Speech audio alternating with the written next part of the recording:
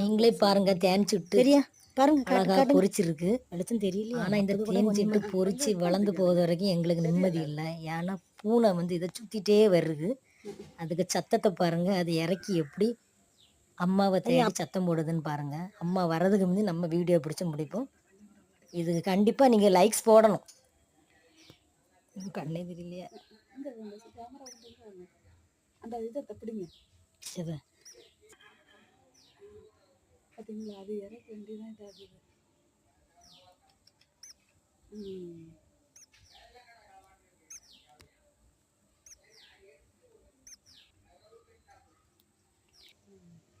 அது பழகிறது, அதை பார்த்து